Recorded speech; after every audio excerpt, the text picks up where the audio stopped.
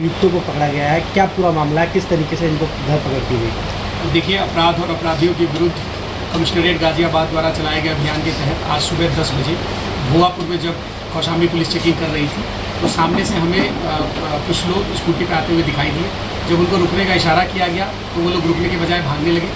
Suspicious जान के जब इनका पीछा करके इनको पकड़ा गया और थाने ले आकर जब इनको कड़ाई से पूछताछ की गई तो इन लोगों ने स्वीकार किया कि ये लोग बेसिकली चोरी करते हैं और इनके पास से हमें कुल 4 स्कूटियाँ बरामद हुई हैं। वो चारों स्कूटी चोरी की हैं जो कि इन्होंने दिल्ली और एनसीआर से चोरी की हुई है।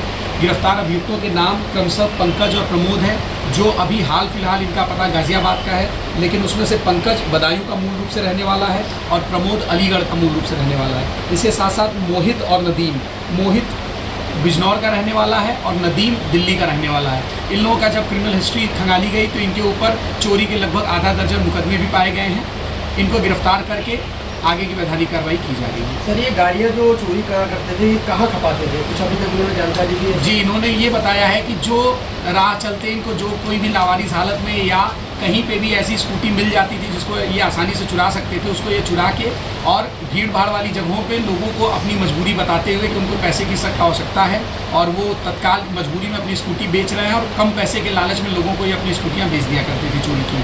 चोरी की कितनी स्कूटी अभी कनेक्ट हुई है? जी, अभी कुल हमें 4 स्कूटी मिल गई हैं जो कि दिल्ली और एनसीआर से चोरी की हुई कनेक्ट हुई हैं। किस तरीके से ये चोरी की घटना को अंजाम दिया करते थे और क्या मौका ढूंढते थे रात्रि के समय या किस तरीके से?